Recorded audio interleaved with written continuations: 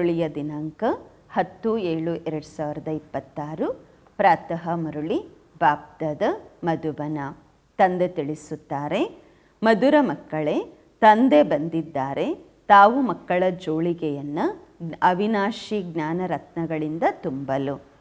ಈ ಒಂದೊಂದು ಜ್ಞಾನರತ್ನ ಲಕ್ಷಾಂತರ ರೂಪಾಯಿ ಬೆಲೆ ಬಾಳುವಂತಹದ್ದಾಗಿದೆ. ಪ್ರಶ್ನೆ: ಗುಪ್ತ ದಾನಕ್ಕೆ ಅಷ್ಟು ಅಧಿಕ ಮಹತ್ವ ಯಾಕೆ ಇದೆ? ಉತ್ತರ: ಏಕೆಂದರೆ ತಂದೆ ತಮಗೆ ಈಗ ಗುಪ್ತ ರೂಪದಲ್ಲಿ ಜ್ಞಾನರತ್ನಗಳನ್ನು ದಾನ ಕೊಡುತ್ತಿದ್ದಾರೆ. ಇದನ್ನು ಪ್ರಪಂಚದವರು ತಿಳಿದುಕೊಂಡಿಲ್ಲ. ಮತ್ತು ತಾವು ಮಕ್ಕಳು ಈ ಜ್ಞಾನರತ್ನಗಳನ್ನು ದಾನ ಮಾಡುವುದರಿಂದ ವಿಶ್ವದ ರಾಜ್ಯವನ್ನೇ ಪಡೆದುಕೊಳ್ಳುತ್ತೀರಾ. ಇದು ಸಹ ಗುಪ್ತವಾಗಿದೆ. ಯಾವುದೇ ಯುದ್ಧವಿಲ್ಲ, ಯಾವುದೇ ಅಣುಬಾಂಬ್ಸುಗಳ ಯುದ್ಧವೂ ಇಲ್ಲ, ಯಾವುದೇ ಖರ್ಚೂ ಇಲ್ಲ. ಗುಪ್ತ ರೂಪದಲ್ಲಿ ಬಾಬರವರು ತಮಗೆ ಸತ್ಯಯುಗದ ರಾಜಧಾನಿಯನ್ನೇ ದಾನದ ರೂಪದಲ್ಲಿ ಕೊಡುತ್ತಿದ್ದಾರೆ. ಆದ್ದರಿಂದ ಗುಪ್ತದಾನಕ್ಕೆ ಬಹಳ ಮಹತ್ವವಿದೆ. ಡಬಲ್ ಓಂ ಶಾಂತಿ. ಶಿವಬಾಬರವರು ಹೇಳ್ತಾ ಇದ್ದಾರೆ ಮತ್ತು ಬ್ರಹ್ಮ ಬಾಬರವರು ಹೇಳ್ತಿದ್ದಾರೆ ಡಬಲ್. ಇಬ್ಬರ ಸ್ವಧರ್ಮ ಆಗಿದೆ ಶಾಂತಿ. ಇಬ್ಬರು ಶಾಂತಿಧಾಮದಲ್ಲಿ ಇರುವವರಾಗಿದ್ದಾರೆ. ತಾವು ಮಕ್ಕಳು ಸಹ ಶಾಂತಿಧಾಮದಲ್ಲಿ ಇರುತ್ತೀರಾ. ನಿರಾಕಾರ ದೇಶದಲ್ಲಿ ಇರುವವರು ಬಂದಿದ್ದಾರೆ ಸಾಕಾರಿ ದೇಶದಲ್ಲಿ ಪಾತ್ರ ಮಾಡಲು. ಏಕೆಂದರೆ ಇದು ಡ್ರಾಮಾ ಆಗಿದೆ ಅಲ್ವಾ. ತಾವು ಮಕ್ಕಳಿಗೆ ಡ್ರಾಮಾದ ಆದಿ ಮಧ್ಯ ಅಂತ್ಯದ ಜ್ಞಾನ ಬುದ್ಧಿಯಲ್ಲಿ ತುಂಬಿದೆ, ಮೇಲಿಂದ ಹಿಡಿದು ಕೆಳಗಡೆಯವರೆಗೆ.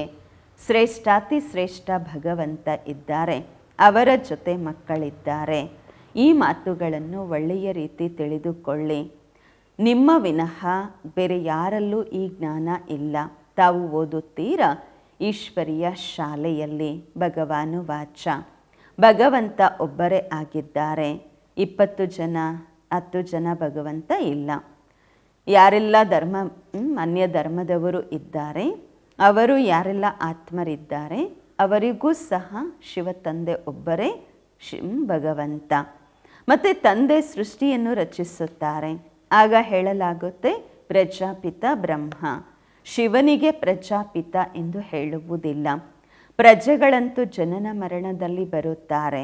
ಆತ್ಮ ಸಂಸ್ಕಾರದ ಆಧಾರದಿಂದ ಜನನ ಮರಣದಲ್ಲಿ ಬರುವುದು. ಮತ್ತೆ ಬೇಕು ಪ್ರಜಾಪಿತ ಬ್ರಹ್ಮ. ಗಾಯನವೂ ಇದೆ.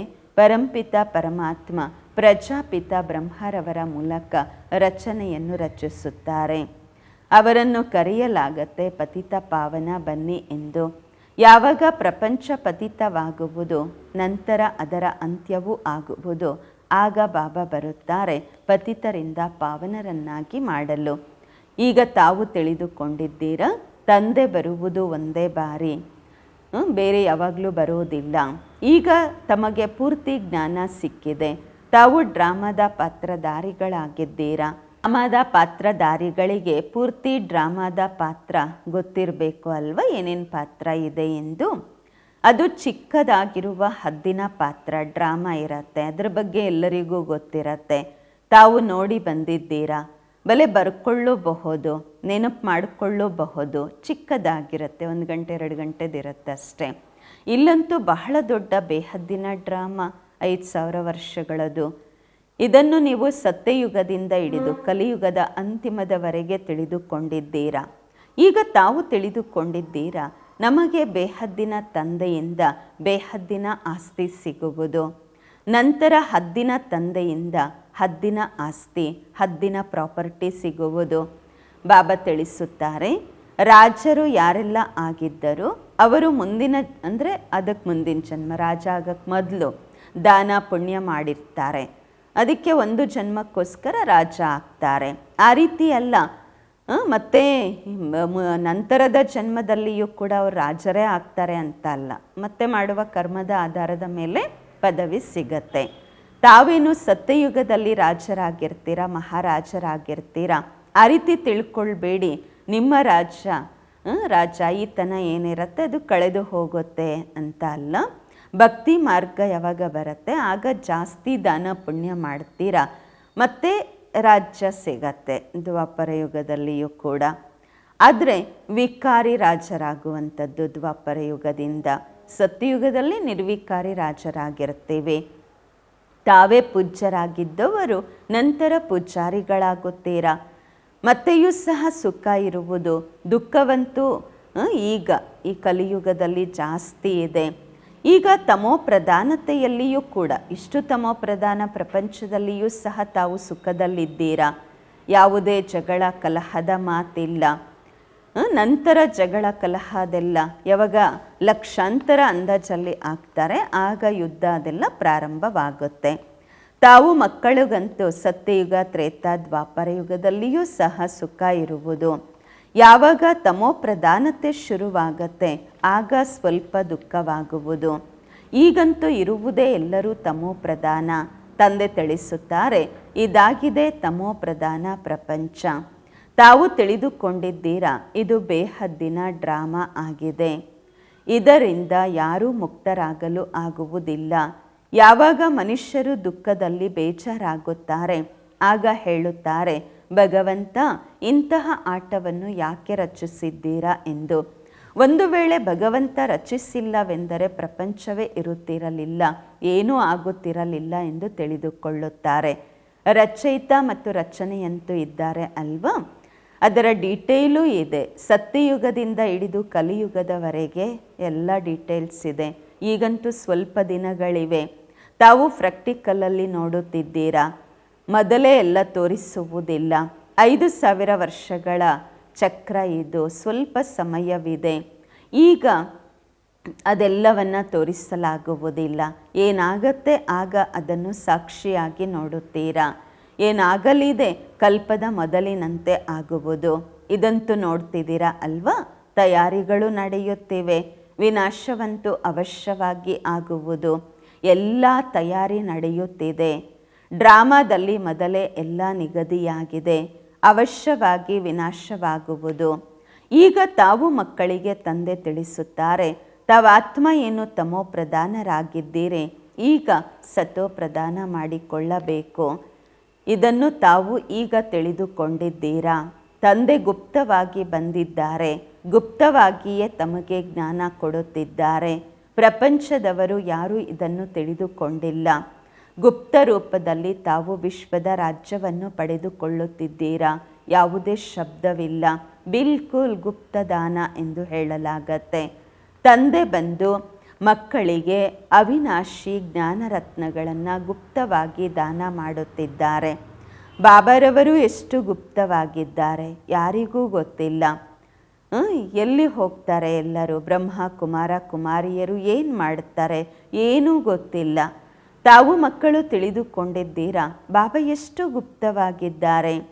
ತಾವು ಮಕ್ಕಳನ್ನು ಗುಪ್ತವಾಗಿ ವಿಶ್ವಕ್ಕೆ ಮಾಲೀಕರನ್ನಾಗಿ ಮಾಡುತ್ತಿದ್ದಾರೆ. ಯಾವುದೇ ಯುದ್ಧವಿಲ್ಲ, ಅಣುಬಾಂಬ್ಸ್ ಇಲ್ಲ, ಯಾವುದೇ ಖರ್ಚಿಲ್ಲ. ಇಲ್ಲಂತೂ ಒಂದು ಚಿಕ್ಕ ಹಳ್ಳಿ ತಗೊಳ್ಬೇಕಂದ್ರು, ಒಂದು ಜಾಗ ತಗೋಬೇಕಂದ್ರು ಎಷ್ಟು ಜಗಳ ಮಾಡ್ತಾರೆ, ಮಾರಿ ನಡೆಯುತ್ತಿರತ್ತೆ. ತಂದೆ ಬಂದು ಗುಪ್ತವಾಗಿ ದಾನ ಮಾಡುತ್ತಿದ್ದಾರೆ. ಅವಿನಾಶಿ ಜ್ಞಾನ ರತ್ನಗಳಿಂದ ನಿಮ್ಮ ಜೋಳಿಗೆಯನ್ನು ತುಂಬಿಕೊಳ್ಳುತ್ತಿದ್ದೀರಾ. ಹೇಳ್ತಾರಲ್ವ, ಬರ್ದೋ ಜೋಲಿ ಶಿವ ಬೋಲಾ ಭಂಡಾರಿ. ನಮ್ಮ ಜೋಳಿಗೆಯನ್ನು ತುಂಬಿಸಿ ಶಿವ ಬೋಲಾ ಭಂಡಾರಿ ಭಗವಂತ ಎಂದು ತಾವು ತಿಳಿದುಕೊಂಡಿದ್ದೀರಾ. ಶಿವ ತಂದೆ ಅವಿನಾಶಿ ಜ್ಞಾನ ರತ್ನಗಳಿಂದ ನಮ್ಮ ಜೋಳಿಗೆಯನ್ನು ತುಂಬುತ್ತಿದ್ದಾರೆ. ಒಂದೊಂದು ರತ್ನ ಲಕ್ಷಾಂತರ ರೂಪಾಯಿ ಬೆಲೆ ಬಾಳುವಂತಹದ್ದಾಗಿದೆ. ತಾವು ಎಷ್ಟು ರತ್ನಗಳನ್ನು ಕೊಡುತ್ತೀರಾ ಮತ್ತು ಎಷ್ಟು ದಾನಿಗಳಾಗುತ್ತೀರಾ. ಗುಪ್ತವಾಗಿ ಅದು ಸಹ ದೇವತೆಗಳಿಗೆ ಎಷ್ಟೆಲ್ಲ ಅಸ್ತ್ರಶಸ್ತ್ರಗಳನ್ನು ಭುಜಗಳನ್ನು ತೋರಿಸಿದ್ದಾರೆ. ವಾಸ್ತವದಲ್ಲಿ ಏನೂ ಇಲ್ಲ. ಸತ್ಯಯುಗದಲ್ಲಿ ದೇವತೆಗಳಿಗೆ ಅಷ್ಟೆಲ್ಲ ಭುಜಗಳು ಇರುವುದಿಲ್ಲ. ಕಲಿಯುಗದಲ್ಲಿ ಎಷ್ಟು ಅನೇಕ ಪ್ರಕಾರದ ಅಸ್ತ್ರಶಸ್ತ್ರಗಳನ್ನು ಕೊಟ್ಟಿದ್ದಾರೆ. ವಿನಾಶಕ್ಕೋಸ್ಕರ ಬಾಂಬ್ಸು ಇದೆ, ಅಸ್ತ್ರಶಸ್ತ್ರಗಳು ಇದೆ, ಬಾಣಗಳು ಏನೆಲ್ಲ ಇದೆ. ಅದೆಲ್ಲ ಏನು ಮಾಡ್ತಾರೆ? ನೀವು ಹೇಳ್ತೀರಾ ಜ್ಞಾನ ಖಡ್ಗ, ಜ್ಞಾನ ತಲ್ವಾರ್ ಅಂತ ಹೇಳಿ. ಅವರು ಸ್ಥೂಲವಾಗಿ ತಿಳ್ಕೊಂಬಿಟ್ಟಿದ್ದಾರೆ. ಸ್ಥೂಲವಾಗೇನೂ ಇಲ್ಲ ನಮ್ಮ ಹತ್ರ. ಗುಪ್ತವಾದಂತಹ ದಾನ ಭಗವಂತನಿಂದ ನಿಮಗೆ ಸಿಗ್ತಾ ಇದೆ. ಮತ್ತು ನೀವು ಎಲ್ಲರಿಗೂ ಗುಪ್ತವಾಗಿ ದಾನ ಮಾಡುತ್ತೀರಾ. ನಿಮಗೆ ಗೊತ್ತು ಬಾಬಾ ನಮಗೆ ಶ್ರೀಮತ ಕೊಡುತ್ತಿದ್ದಾರೆ. ಶ್ರೀಮತ ಭಗವಂತನದಾಗಿದೆ. ತಾವು ತಿಳಿದುಕೊಂಡಿದ್ದೀರಾ, ನಾವು ಬರುತ್ತೇವೆ, ಇಲ್ಲಿ ಬಂದಿದ್ದೇವೆ ನರನಿಂದ ನಾರಾಯಣ ಆಗಲು. ಆ ದೇವತೆಗಳಿಗೆ ಸರ್ವಗುಣ ಸಂಪನ್ನರು, 16 ಕಲಾ ಸಂಪೂರ್ಣರು, ದೈವಿ ಗುಣಧಾರಿಗಳೆಂದು ಹೇಳಲಾಗುವುದು. ದೈವಿ ಗುಣಗಳು ಕೇವಲ ಆ ದೇವಿ ದೇವತೆಗಳಲ್ಲಿ ಇರುತ್ತವೆ. ಏನೆಲ್ಲ ಮತ್ತು ಕಲೆಗಳು ಕಡಿಮೆ ಆಗ್ತಾ ಹೋಗುತ್ತೆ ಮತ್ತು ಡೌನ್ಫಾಲ್ ಆಗ್ತಾ ಹೋಗುತ್ತೆ. ಹೀಗೆ ಸಂಪೂರ್ಣ ಚಂದ್ರಮನ ಪ್ರಕಾಶ ಎಷ್ಟು ಚೆನ್ನಾಗಿರುತ್ತೆ. ಅನಂತರ ಕಡಿಮೆ ಆಗುತ್ತೆ. ಕಡಿಮೆ ಆಗುತ್ತಾ ಬಾಕಿ ಏಕದಮ್ ಒಂದು ರೇಖೆಯ ಥರ ಉಳ್ಕೊಂಡ್ಬಿಡತ್ತೆ ಅಷ್ಟೇ. ಪೂರ್ತಿ ಅಂತೂ ಮಾಯ ಆಗಲ್ಲ, ಒಂದು ರೇಖೆಯಂತೆ ಉಳಿಯುತ್ತೆ. ಅಮಾವಾಸ್ಯೆ ಅಂತ ಹೇಳ್ತಾರೆ ಆಗ. ಈಗ ನಿಮ್ಮದು ಬೇಹದ್ದಿನ ಮಾತಾಗಿದೆ. ನೀವು 16 ಕಲಾ ಸಂಪೂರ್ಣರಾಗುತ್ತೀರಾ. ತೋರಿಸುತ್ತಾರೆ ಕೃಷ್ಣನ ಬಾಯಲ್ಲಿ ಮಾತೆಯರು ಚಂದ್ರಮನನ್ನು ನೋಡಿದರೆಂದು. ಇದಾಗಿದೆ ಸಾಕ್ಷಾತ್ಕಾರದ ಮಾತು. ಈ ತಿಳುವಳಿಕೆಯನ್ನು ಬಾಬರವರೇ ಕುಳಿತುಕೊಡುತ್ತಾರೆ. ಈಗ ತಾವು ಸಂಪೂರ್ಣರಾಗಬೇಕು. ಮಾಯೆಯ ಸಂಪೂರ್ಣ ಗ್ರಹಣ ಹಿಡಿದಿದೆ.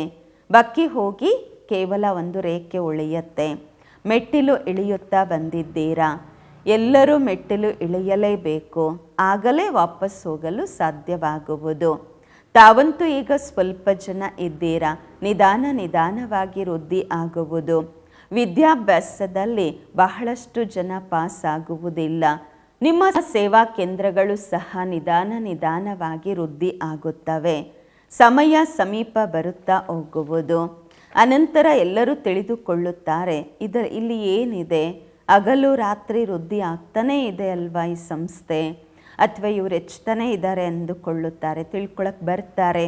ಈಗ ಹೇಳ್ತಾರೆ, ನಾವು ತಿಳ್ಕೊಂಡಿದ್ವಿ, ಇದೆಲ್ಲಿವರೆಗೂ ನಡೆಯುತ್ತೆ, ಸಮಾಪ್ತಿ ಆಗತ್ತೆ ಅಂತ ಅಂದ್ಕೊಂಡ್ಬಿಡ್ತಾರೆ.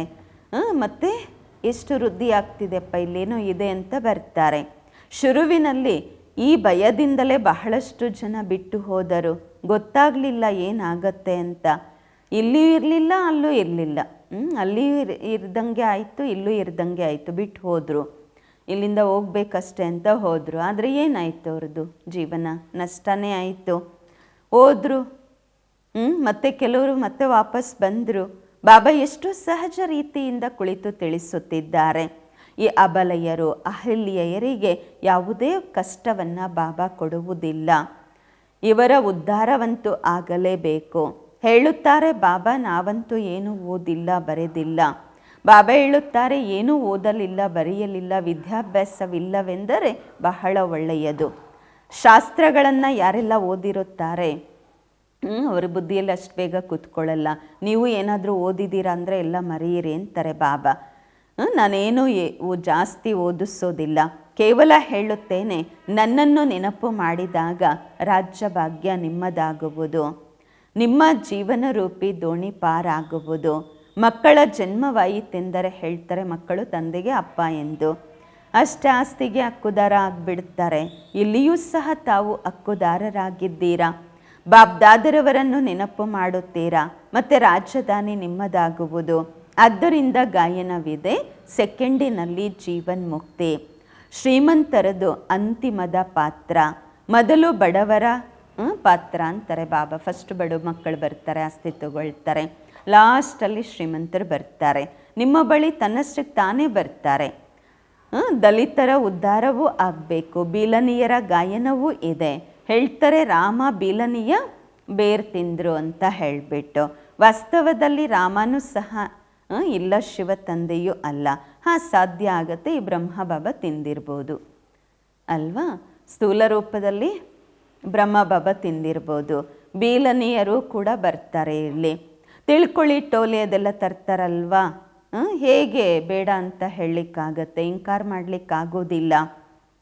ಬೀಲನೀರಿಯರು, ಗಣಿಕೆಯರು ಎಲ್ಲ ಬರ್ತಾರೆ, ಏನಾದರೂ ತಂದು ಕೊಡ್ತಾರೆ, ಹಣ್ಣು ಹಂಪಲು ಅಂಥದ್ದು. ಬಾಬಾ ತಿನ್ನಿ ಅಂತ ಹೇಳಿಬಿಟ್ಟು ಬಾಬಾ ಹೇಳ್ತಾರೆ, ನಾನಂತೂ ತಿನ್ನುವುದಿಲ್ಲ, ನಾನಂತೂ ಅಭೋಕ್ತ ಆಗಿದ್ದೇನೆ ಅಂದಾಗ ಬ್ರಹ್ಮ ಬಾಬಾ ತಿಂದಿರ್ಬೋದು ಬೀಲನಿಯರು ತಂದಿರುವಂತಹ ಹಣ್ಣುಗಳನ್ನು. ನಿಮ್ಮ ಬಳಿ ಬರ್ತಾರೆ ಎಲ್ಲರೂ. ಸರ್ಕಾರದ ಸಹಯೋಗವು ನಿಮಗೆ ಸಿಗತ್ತೆ. ಇವರನ್ನೆಲ್ಲ ಮೇಲೆತ್ತಿ ಅಂತ ಹೇಳ್ತಾರೆ ಸರ್ಕಾರದವರು ಸಹ. ಆಟೋಮೆಟಿಕಲಿ ನಿಮಗೆ ಪ್ರೇರಣೆ ಕೊಡ್ತಾರೆ, ಬರ್ತಾರೆ, ಅವರೂ ಸಹ ಎಲ್ಪ್ ಮಾಡುತ್ತಾರೆ. ಅವರೆಲ್ಲರನ್ನ ಮೇಲೆತ್ತಿ ನಾವು ನಿಮಗೆ ಸಹಾಯ ಮಾಡ್ತೀವಿ, ನಾವು ಮಾಡದೇ ಇರುವಂತಹ ಕಾರ್ಯ ನೀವು ಮಾಡುತ್ತಿದ್ದೀರಾ ಅಂತ ಹೇಳ್ತಾರೆ. ಬಾಬಾ ಬಡವರ ಬಂಧುವಾಗಿದ್ದಾರೆ ಅಂದಾಗ ನಾವು ಸಹ ಬಡವರಿಗೆ ಜ್ಞಾನವನ್ನು ತಿಳಿಸಬೇಕು. ಬೀಲನಿಯರನ್ನು ಸಹ ಬಾಬನ ಮಕ್ಕಳನ್ನಾಗಿ ಮಾಡಬೇಕು. ಅಷ್ಟು ದೊಡ್ಡ ವೃಕ್ಷವಿದೆ, 5000 ವರ್ಷಗಳ ಕಲ್ಪವೃಕ್ಷ. ಇದರಲ್ಲಿ ಒಂದೇ ದೇವಿ ದೇವತಾ ಧರ್ಮ ಇರುವಂತಹದ್ದಿಲ್ಲ. ಅರ್ಧ ಕಲ್ಪ ಇರುತ್ತೆ, ಅನಂತರ ಎಷ್ಟೊಂದು ಜನ ಈಗ ಕನ್ವರ್ಟ್ ಆಗಿಬಿಟ್ಟಿದ್ದಾರೆ ಬೇರೆ ಬೇರೆ ಧರ್ಮಗಳಲ್ಲಿ. ಈಗ ತಂದೆ ಹೇಳುತ್ತಾರೆ, ಯಾರೆಲ್ಲ ಭಕ್ತಿ ಮಾಡುವವರಿದ್ದಾರೆ ಅವರಿಗೂ ಸಹ ತಿಳಿಸಿರಿ.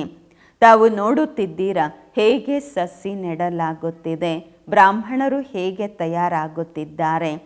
ಯಾರು ಸೂರ್ಯವಂಶಿ ಚಂದ್ರವಂಶಿ ದೇವತೆಗಳಾಗುವಂತಹವರಿದ್ದಾರೆ ಅವರು ಇಲ್ಲಿ ಬಂದೇ ಬರುತ್ತಾರೆ. ಒಂದು ಬಾರಿ ಕೇಳಿದರೂ ಸಹ ಸ್ವರ್ಗದಲ್ಲಿ ಅವಶ್ಯವಾಗಿ ಬರುತ್ತಾರೆ. ಬಾಬಾರವರು ಕಾಶಿ ಕಲ್ವಟ್ ಉದಾಹರಣೆಯನ್ನು ತಿಳಿಸುತ್ತಾರೆ. ಹೋಗಿ ಶಿವನಿಗೆ ಬಲಿಯಾಗುತ್ತಾರೆ. ಅವ್ರಿಗೇನಾದರೂ ಸಿಗಬೇಕಲ್ವ, ಅಷ್ಟು ಬಲಿಹಾರಿ ಮಾಡ್ಕೊಳ್ತಾರೆ ತಮ್ಮನ್ನು ತಾವು ಅಂದಾಗ ಏನಾದರೂ ಸಿಗಬೇಕಲ್ವ. ತಾವು ಸಹ ಬಲಿಹಾರಿ ಆಗುತ್ತೀರಾ, ಪುರುಷಾರ್ಥ ಮಾಡುತ್ತೀರಾ ರಾಜ ಪದವಿಗಾಗಿ. ಭಕ್ತಿ ಮಾರ್ಗದಲ್ಲಿ ರಾಜ್ಯವಂತೂ ಇರುವುದಿಲ್ಲ, ವಾಪಸ್ ಯಾರೂ ಹೋಗಲು ಸಾಧ್ಯವಿಲ್ಲ ಅಂದಾಗ ಏನಾಗುವುದು? ಏನೆಲ್ಲ ಪಾಪ ಮಾಡಿರುತ್ತಾರೆ ಅದರ ಶಿಕ್ಷೆಯನ್ನು ಅನುಭವಿಸಿ ಲೆಕ್ಕಾಚಾರವನ್ನು ಚುಕ್ತ ಮಾಡಲೇಬೇಕಾಗುವುದು. ಅನಂತರ ಹೊಸದಾಗಿ ಜನ್ಮ ಪ್ರಾರಂಭವಾಗುವುದು. ಹೊಸದಾಗಿ ಪಾಪ ಮಾಡಲು ಶುರು ಮಾಡುತ್ತಾರೆ. ಬಾಕಿ ಎಲ್ಲರೂ ಇಲ್ಲಿಯೇ ಇರಬೇಕು. ನಂಬರ್ 1ನಲ್ಲಿ ನೀವೇ ಹೋಗುತ್ತೀರಾ. ನೀವೇ 84 ಜನ್ಮಗಳನ್ನು ಭೋಗಿಸುತ್ತೀರಾ. ಎಲ್ಲರೂ ಸತೋ ರಜೋ ತಮೋನಲ್ಲಿ ಬರಲೇಬೇಕು. ತಂದೆ ಹೇಳುತ್ತಾರೆ, ಈ ಸಮಯದಲ್ಲಿ ಪೂರ್ತಿ ಮನುಷ್ಯ ಸೃಷ್ಟಿಯ ವೃಕ್ಷ ಜಡ ಜಡೀಭೂತ ಆಗಿದೆ. ಮನುಷ್ಯರಂತೂ ಬಿಲ್ಕುಲ್ ಘೋರ ಅಂಧಕಾರದಲ್ಲಿ ಕುಂಭಕರ್ಣನ ನಿದ್ರೆಯಲ್ಲಿ ಮಲಗಿದ್ದಾರೆ. ಒಬ್ಬ ಕುಂಭಕರ್ಣನ ಮಾತಿಲ್ಲ, ಅನೇಕರಿದ್ದಾರೆ. ತಾವೆಷ್ಟೇ ತಿಳಿಸಿದರೂ ಸಹ ಕೇಳುವುದೇ ಇಲ್ಲ. ಯಾರ ಪಾತ್ರವಿರುತ್ತೆ ಅವರು ಪುರುಷಾರ್ಥ ಮಾಡುತ್ತಾರೆ. ಅವರೇ ತಂದೆ ತಾಯಿಯ ಮನಸ್ಸನ್ನು ಗೆಲ್ಲುತ್ತಾರೆ. ಸಿಂಹಾಸನ ಅಧಿಕಾರಿಗಳು ಸಹ ಅವರೇ ಆಗುತ್ತಾರೆ. ಎಷ್ಟೊಂದು ಜನ ಮಕ್ಕಳು ಕೇಳುತ್ತಾರೆ, ಬಾಬಾ ಮಕ್ಕಳಿಗೆ ಬೈಬೇಕಾಗತ್ತೆ, ಏನು ಮಾಡೋದು ಎಂದು. ಬಾಬಾ ಹೇಳುತ್ತಾರೆ, ಅದಕ್ಕೆ ಅಷ್ಟೊಂದು ಏನಿಲ್ಲ ಅಲ್ವಾ, ಅಷ್ಟು ಲೆಕ್ಕಾಚಾರ ಆಗೋದಿಲ್ಲ. ನೀವು ಕರೀತೀರಾ ನಾವು ಪತಿತರನ್ನು ಪಾವನ ಮಾಡಿ ಎಂದು. ಬಾಬರವರು ಹೇಳ್ತಾರೆ, ಕಾಮ ಮಹಾಶತ್ರುವಾಗಿದೆ. ಈ ರೀತಿ ಹೇಳಲಿಕ್ಕಾಗೋದಿಲ್ಲ ಕ್ರೋಧ ಮಹಾಶತ್ರು ಎಂದು. ಮಾತೆಯರಲ್ಲಿ ಅಷ್ಟು ಇರೋದೇ ಇಲ್ಲ ಕ್ರೋಧ. ಪುರುಷರು ಬಹಳ ಜಗಳ ಮಾಡ್ತಾರೆ, ಯುದ್ಧ ಮಾಡ್ತಾರೆ ಅಂತಾರೆ, ಬಾಬನ ಮಹಾವಾಕ್ಯವಿದೆ. ಮಾತೆಯರಲ್ಲಷ್ಟಿರಲ್ಲ ಕ್ರೋಧ ಅದೆಲ್ಲ, ಆದರೆ ಪುರುಷರು ತುಂಬ ಜಗಳ ಯುದ್ಧ ಎಲ್ಲ ಮಾಡ್ತಾರೆ. ಈಗ ತಂದೆಯಂತೂ ತಾವು ಮಾತೆಯರನ್ನು ಮುಂದೆ ಇಟ್ಟಿದ್ದಾರೆ. ಒಂದೇ ಮಾತರಂ. ಇಲ್ಲವೆಂದರೆ ಮಾತೆಯರಿಗೆ ಹೇಳಲಾಗುವುದು ನಿಮ್ಮ ಪತಿಯೇ ಗುರು ಈಶ್ವರ ಎಂದು. ಅವರ ಮತದಂತೆ ನಡಿಬೇಕು ಅಂತ ಲೌಕಿಕದಲ್ಲಿ ಹೇಳ್ತಾರಲ್ವ. ಅವ್ರ ಜೊತೆ ಕಂಕಣ ಕಟ್ಕೊಂಡಿದ್ದೀರಾ ಅಂತಂದರೆ ತಕ್ಷಣ ಮತ್ತು ಅವರೇ ನಿಮಗೆ ಭಗವಂತ, ಅವ್ರ ಮಾತು ಕೇಳಿ ಅಂತ ಹೇಳ್ತಾರೆ. ಆದರೆ ಕಂಕಣ ಕಟ್ಕೊಂಡಾದಮೇಲೆ ಪತಿತರಾಗಿಬಿಡ್ತಾರೆ. ಈಶ್ವರ ಹೇಗಾದರು ಅವರು ಪತಿತರನ್ನಾಗಿ ಮಾಡುವವರು, ದುಃಖಿಗಳನ್ನಾಗಿ ಮಾಡುವವರು ಈಶ್ವರ ಹೇಗಾಗ್ತಾರೆ? ಇಲ್ಲಿ ಈಶ್ವರ ಭಗವಂತ ಎಲ್ಲರಿಗೂ ಸಿಕ್ಕಿದ್ದಾರೆ. ಈಗ ರಾಮರಾಜ್ಯ ಸ್ಥಾಪನೆ ಆಗುತ್ತಿದೆ. ಬಾಕಿ ಎಲ್ಲರೂ ಶರೀರವಂತೂ ಬಿಡಲೇಬೇಕು. ಬಾಬಾ ತಿಳಿಸುತ್ತಾರೆ, ವಿನಾಶಕಾಲೇ ವಿಪರೀತ ಬುದ್ಧಿ, ವಿನಾಶಕಾಲೇ ಪ್ರೀತಿ ಬುದ್ಧಿ. ಪರಂಪಿತ ಪರಮಾತ್ಮನ ಜೊತೆ ನಿಮಗೆ ಪ್ರೀತಿ ಬುದ್ಧಿ ಇದೆ. ನೀವು ಆತ್ಮ ತಿಳಿದುಕೊಂಡಿದ್ದೀರಾ, ಶಿವ ತಂದೆ ಇವರಲ್ಲಿ ಬಂದಿದ್ದಾರೆ. ಇವರ ಮೂಲಕ ನಾವು ಕೇಳುತ್ತಿದ್ದೇವೆ. ಇಷ್ಟು ಚಿಕ್ಕ ಬಿಂದುವಾಗಿದ್ದಾರೆ ಬಾಬಾ. ಶಿವ ತಂದೆಯ ಟೆಂಪ್ರವರಿ ರಥ ಇದಾಗಿದೆ. ಇವರ ಮೂಲಕ ರುದ್ರ ಜ್ಞಾನ ಯಜ್ಞ ರಚಿಸಲ್ಪಟ್ಟಿದೆ. ಇದು ವೃದ್ಧಿ ಆಗುತ್ತಲೇ ಇರುವುದು. ಮಕ್ಕಳ ಹನಿ ಹನಿಯ ಸಹಯೋಗದಿಂದ ಈ ಒಂದು ಕುಂಟೆ ತುಂಬುತ್ತೆ. ಬೂಂದು ಬೂಂದಸ್ಸೆ ತಲಾಬ್ ಬರ್ತಾರೆ ಹೆತ್ತ ಅಂತಾರೆ ಬಾಬ್ರವರು. ತಾವೆಲ್ಲ ಬಾಬನ ಮಕ್ಕಳ ಒಂದೊಂದು ಪೈಸೆಯ ಸಹಯೋಗ, ಒಂದೊಂದು ಸಂಕಲ್ಪದ, ಒಂದೊಂದು ಗಳಿಗೆಯ ಸಹಯೋಗದಿಂದ ಬಾಬರವರ ಯಜ್ಞದ ಕಾರ್ಯ ನಡೆಯುತ್ತಾ ಇರುತ್ತೆ, ನಿರ್ವಿಘ್ನವಾಗಿ ಮುಂದುವರಿಯುತ್ತೆ. ಮಕ್ಕಳು ತಮ್ಮದೆಲ್ಲವನ್ನು ಸಫಲ ಮಾಡಿಕೊಳ್ಳುತ್ತಾ ಇರುತ್ತೀರಾ, ಏಕೆಂದರೆ ನಿಮಗೆ ಗೊತ್ತಿದೆ ಇದೆಲ್ಲವೂ ಮಣ್ಣು ಪಾಲಾಗಲಿದೆ. ಎಲ್ಲ ವಿನಾಶ ಆಗಿಬಿಡತ್ತೆ, ಏನೂ ಇರುವುದಿಲ್ಲ. ಇಷ್ಟೊಂದೆಲ್ಲ ಇದೆ ಅಂದಾಗ, ಎಲ್ಲ ಮಣ್ಣು ಪಾಲಾಗತ್ತೆ ಅಂದಾಗ ಸಫಲ ಮಾಡಿಕೊಳ್ಳಬೇಕು. ಸುಧಾಮನ ಉದಾಹರಣೆಯೂ ಇದೆ ಅಲ್ವಾ. ಮಕ್ಕಳು ಬಾಬನ ಬಳಿ ಒಂದು ಇಡೀ ಅಕ್ಕಿಯನ್ನು ಅಥವಾ 8 ಆಣೆ, ಮೊದಲೆಲ್ಲ 8 ಆಣೆ ಆಣೆಗಳಿತ್ತಲ್ವ, ಈಗೆಲ್ಲ ರೂಪಾಯಿ, ಸಾವಿರಗಳು, ಲಕ್ಷಗಳಿದೆ ಅಲ್ವಾ. ಸೊ ಬಾಬ್ರೂರ್ ಬಳಿ 8 ಆಣೆ 6 ಆಣೆ ಹಂಗೆ ಕಳಿಸ್ಕೊಡ್ತಾ ಇದ್ರು. ಬಾಬಾ ಹೇಳ್ತಾರೆ, ವಾಹ ಮಕ್ಕಳೇ, ಬಾಬನಿಗೆ ಸೇವೆ ಮಾಡ್ತೀರಾ. ಬಾಬಾ ಅಂತೂ ಬಡವರ ಬಂಧುವಾಗಿದ್ದಾರೆ. ಇದೆಲ್ಲ ಡ್ರಾಮಾದಲ್ಲಿ ನಿಗದಿಯಾಗಿದೆ, ಮತ್ತೆಯೂ ಆಗುವುದು. ಬಂಧನದಲ್ಲಿರುವಂತಹ ಮಾತೆಯರು ಎಷ್ಟು ಭಾವನೆ ಇಟ್ಕೊಂಡಿರ್ತಾರೆ, ಬಾಬ್ರವ್ರ ಬಗ್ಗೆ ಎಷ್ಟು ಪ್ರೀತಿ ಮಾಡುತ್ತಾರೆ. ಅವ್ರ ಹತ್ರ ಇರೋದನ್ನೇ 1 ರೂಪಾಯಿ ಬಾಬನ ಕಾರ್ಯದಲ್ಲಿ ತೊಡಗಿಸ್ತಾರೆ. ಬಾಬಾ ಹೇಳುತ್ತಾರೆ, ಭಾಗ್ಯಶಾಲಿಗಳಾಗಿದ್ದೀರಾ, ಶಿವ ತಂದೆಯ ಕೈ ನಿಮಗೆ ಸಿಕ್ಕಿದೆ ಅಲ್ವಾ. ಇನ್ನು ಒಂದು ದಿನ ಆ ರೀತಿ ಬರುತ್ತೆ, ಎಲ್ಲ ಆರ್ಯ ಸಮಾಜದವರು ಸಹ ಇಲ್ಲಿ ಬರುತ್ತಾರೆ. ಎಲ್ಲಿ ಬರುತ್ತಾರೆ? ಮುಕ್ತಿ ಜೀವನ್ ಮುಕ್ತಿಯ ಅಂಗಡಿ ಶಿವ ತಂದೆಯ ಈ ಸೇವಾ ಕೇಂದ್ರಗಳಿಗೆ ಒಂದು ದಿವಸ ಎಲ್ಲರೂ ಬರಲೇಬೇಕು, ಬಂದೇ ಬರುತ್ತಾರೆ. ಬಾಬಾ ಹೇಳ್ತಾರೆ, ಶಿಕ್ಷೆಗಳನ್ನು ಅನುಭವಿಸಿ ಎಲ್ಲರೂ ಮುಕ್ತಿಧಾಮದಲ್ಲಿ ಹೋಗುತ್ತಾರೆ. ಇದಾಗಿದೆ ಅಂತಿಮ ವಿನಾಶದ ಸಮಯ, ಎಲ್ಲರೂ ವಾಪಸ್ ಹೋಗಲೇಬೇಕು. ಇದಾಗಿದೆ ಪ್ರಿಯತಮೆಯ ಶಿವ ತಂದೆಯ ಭರಾತ್ ದಿಬ್ಬಣ. ಹೇಗೆ ದಿಬ್ಬಣ ಹೊರಡುತ್ತೆ, ಇದರ ಸಾಕ್ಷಾತ್ಕಾರವೂ ಆಗುವುದು. ನಿಮ್ಮ ವಿನಃ ಬೇರೆ ಯಾರೂ ನೋಡಲು ಸಾಧ್ಯವಿಲ್ಲ.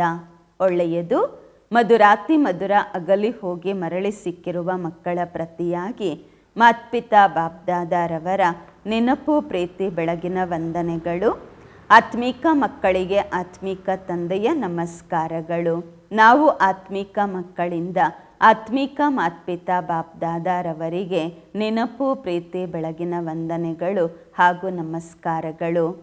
ಧಾರಣೆಗಾಗಿ ಮುಖ್ಯ ಸಾರ. ಫಸ್ಟ್ ಪಾಯಿಂಟು, ತಂದೆಯ ಮೂಲಕ ಜ್ಞಾನದ ಏನೆಲ್ಲ ಗುಪ್ತ ದಾನ ಸಿಕ್ಕಿದೆ ಅದರ ಬೆಲೆಯನ್ನು ತಿಳಿದು ತಮ್ಮ ಜೋಳಿಗೆಯನ್ನು ಜ್ಞಾನ ರತ್ನಗಳಿಂದ ಭರ್ಪೂರ್ ಮಾಡಿಕೊಳ್ಳಬೇಕು.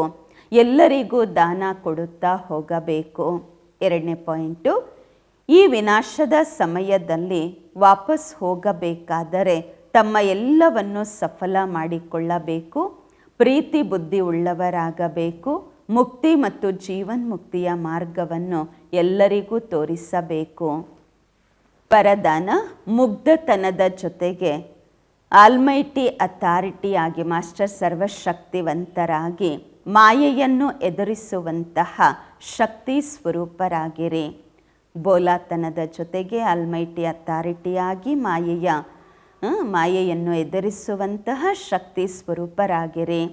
ವರದಾನದ ವಿಶ್ಲೇಷಣೆ, ಕೆಲವೊಮ್ಮೆ ಮುಗ್ಧತನ ಬಹಳ ದೊಡ್ಡ ನಷ್ಟ ಮಾಡಿಸುತ್ತದೆ.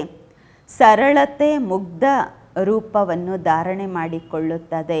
ಆದರೆ ಅಂತಹ ಮುಗ್ಧರು ಆಗಬೇಡಿ, ಅಷ್ಟು ಬೋಲ ಆಗಬೇಡಿ, ಏನನ್ನು ಎದುರಿಸಲು ಸಾಧ್ಯವಾಗದಷ್ಟು.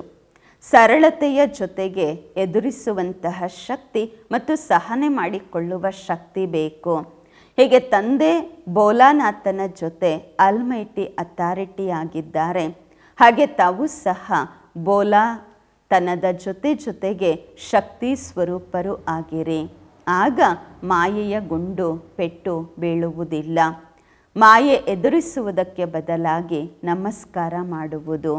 ಸ್ಲೋಗನ್, ತಮ್ಮ ಹೃದಯದಲ್ಲಿ ನೆನಪಿನ ಧ್ವಜಾರೋಹಣ ಮಾಡಿಕೊಂಡಾಗ ಪ್ರತ್ಯಕ್ಷತೆಯ ಧ್ವಜ ಹಾರುವುದು.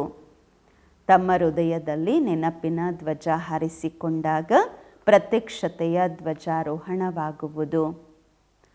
ಅವ್ಯಕ್ತ ಇಶಾರೆ, ಜ್ವಾಲಾ ಸ್ವರೂಪ ಸ್ಥಿತಿಯಲ್ಲಿ ಇದ್ದು ಶಕ್ತಿಶಾಲಿ ನೆನಪಿನ ಅನುಭವ ಮಾಡಿ. ವಿಶೇಷವಾಗಿ ನೆನಪಿನ ಯಾತ್ರೆಯನ್ನು ಪವರ್ಫುಲ್ ಮಾಡಿಕೊಳ್ಳಿ. ಜ್ಞಾನ ಸ್ವರೂಪರ ಜೊತೆಗೆ ಅನುಭವಿಗಳಾಗಿರಿ. ಜ್ಞಾನ ಸ್ವರೂಪದ ಅನುಭವಿಗಳಾಗಿರಿ. ತಾವು ಶ್ರೇಷ್ಠ ಆತ್ಮರ ಶುಭ ವೃತ್ತಿ, ಕಲ್ಯಾಣದ ವೃತ್ತಿ, ಶಕ್ತಿಶಾಲಿ ವಾತಾವರಣ, ಅನೇಕ ಅಲೆದಾಡುತ್ತಿರುವ ತಡವರಿಸುತ್ತಿರುವ ಕೂಗುತ್ತಿರುವ ಆತ್ಮರಿಗೆ ಆನಂದ, ಶಾಂತಿ ಮತ್ತು ಶಕ್ತಿಯ ಅನುಭೂತಿಯನ್ನು ಮಾಡಿಸಿರಿ. ಓಂ ಶಾಂತಿ.